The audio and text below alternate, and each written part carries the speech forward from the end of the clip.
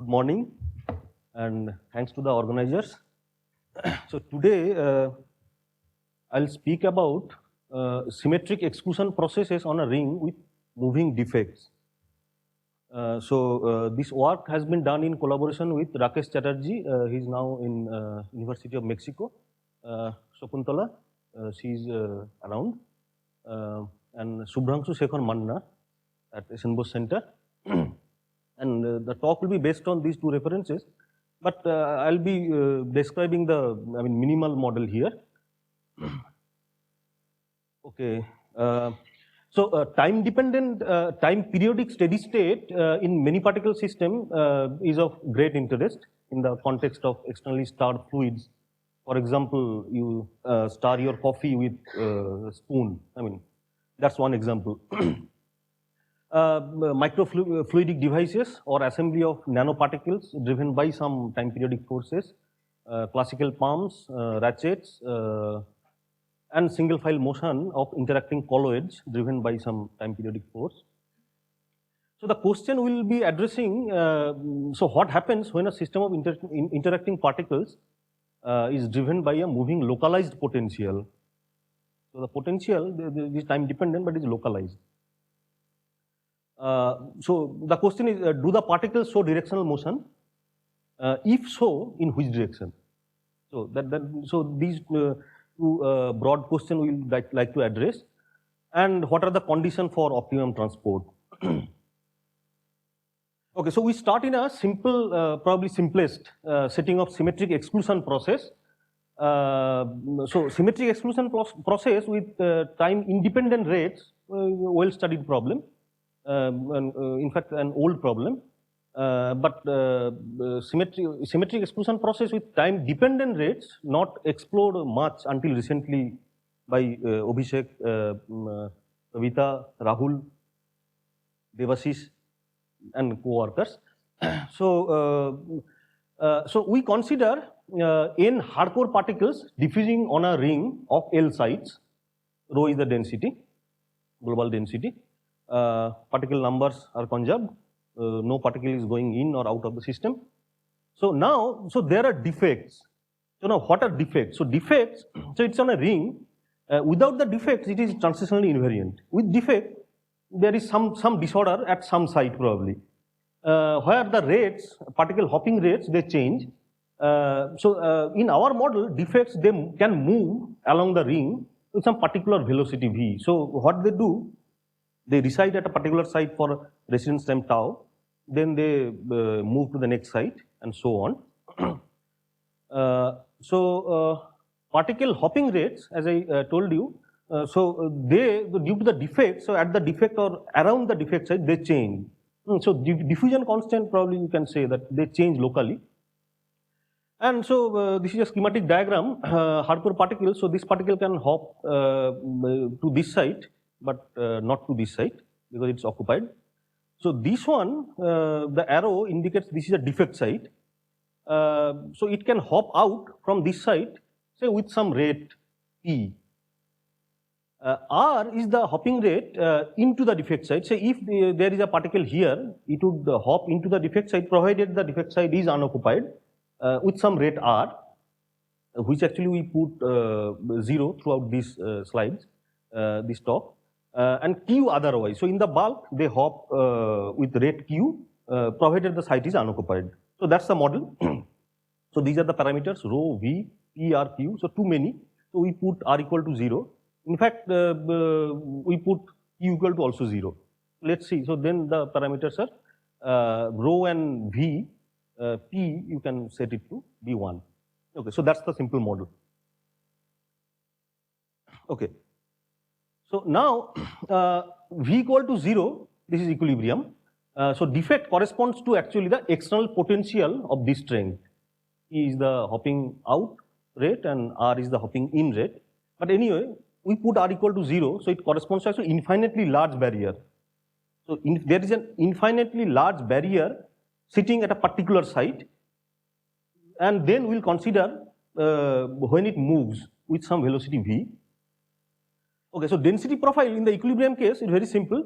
So there is some bulk density rho b uniform, At the defect side, there is a depth of height, say rho minus. So there is a trough. So that's all. Current is 0.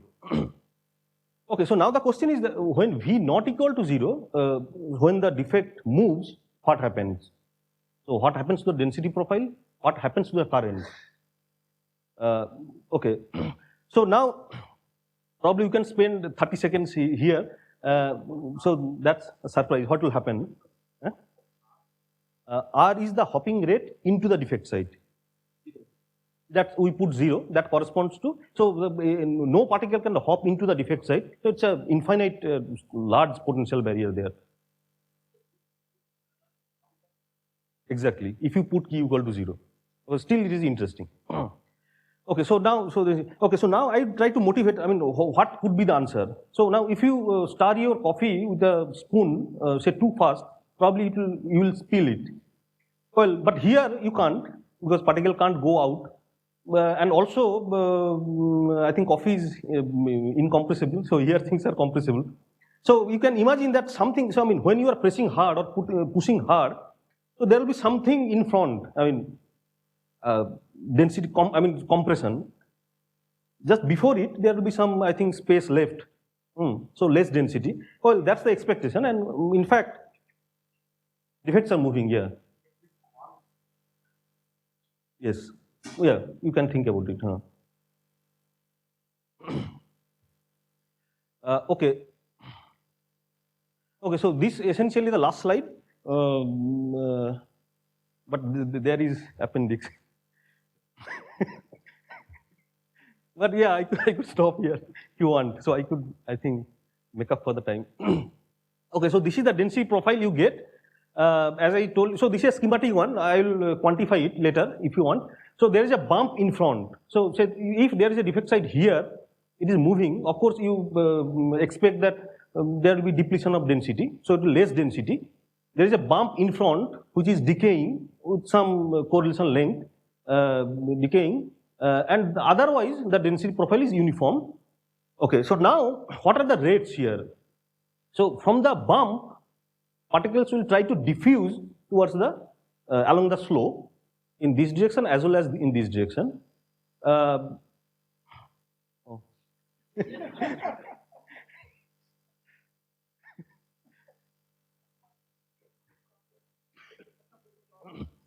Truly defect.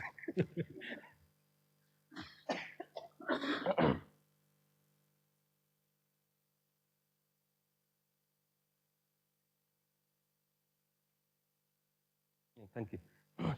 Okay, so now, so this is happening with rate P. So okay, and now that there is a flat density profile, but there is a dip in. So then things are going into the falling into the. I mean, the particles they are trying to fall into this depth with some rate Q. So you see, there is a competition due to this particle ingoing outgoing rates. There will be a current. You expect a current in a negative direction. Okay. Due to this positive direction, due to this positive direction. So now if you vary rho and V, there will be some interesting effect, and that we are going to discuss. So there will be some non-monotonic dependence on rho and V. So this, schematically I have drawn, so this is wrong, it should be here. Okay, so small defect velocity, you expect that current is in positive direction, like coffee. But surprisingly, large velocity, you get current in the opposite direction. Opposite direction, the direction of the opposite to the direction of the moving defect. Okay, so it means there is a current, and upon tuning the parameters, you can get it in either way, either direction. So that's the upshot. So well, that's the result. Let me quantify it. So there is a traveling density wave with having some peak rho plus and rho minus.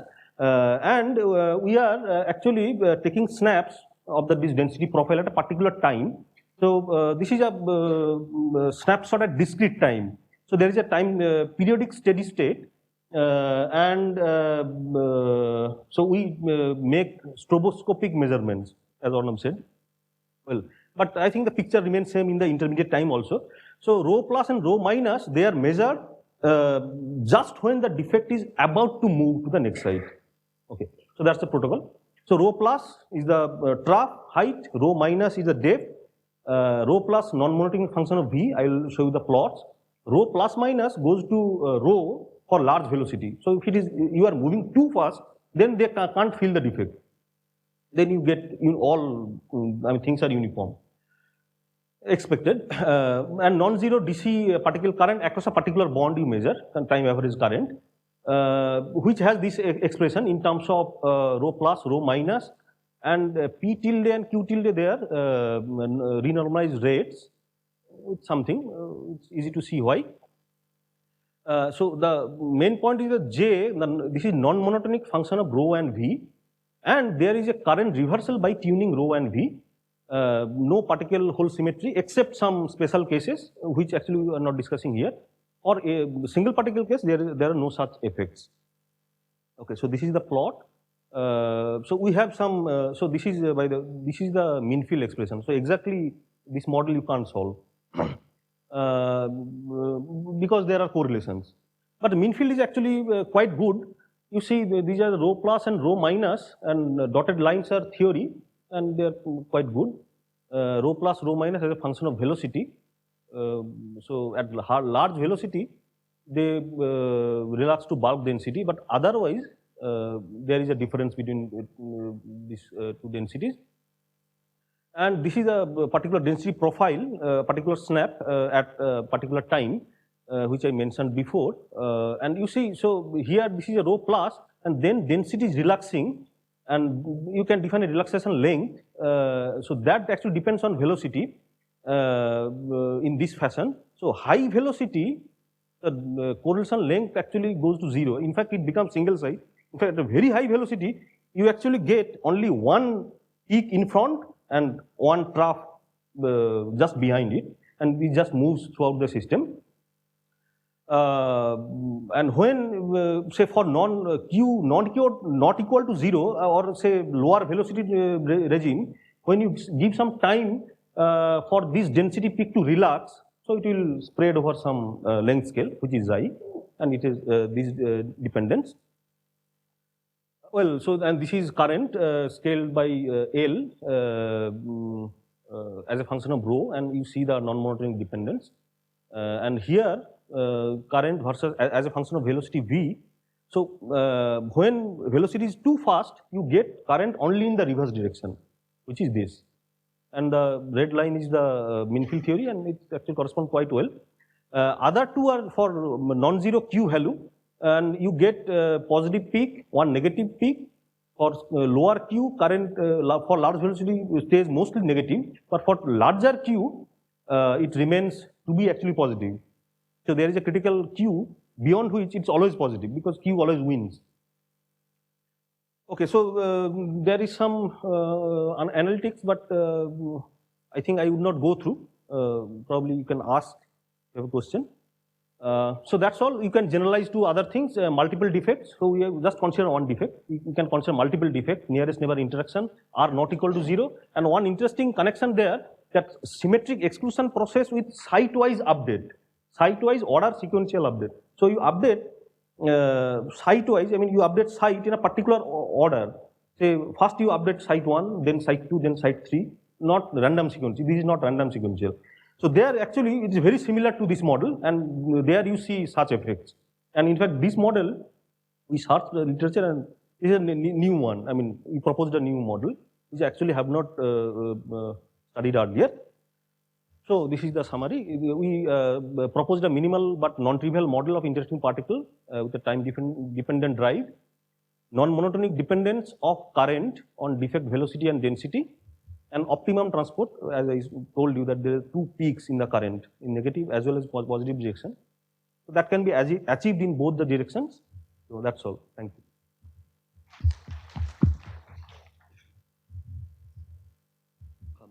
Your mean field theory reproduces J versus rho and V versus rho quite well. How does it do with respect to the profiles?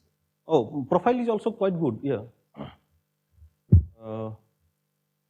Yeah, you see the correlation. So this actually falls exponentially, and we estimated xi, and actually so xi actually 1 by V goes as 1 by V. So that also we could calculate using, as Sanjeev said, that it's actually moving wall and it's relaxing. So yeah, that gives a length scale, right? Maybe we continue later, Rajesh. Okay. We're out of time, so let's move to the next speaker.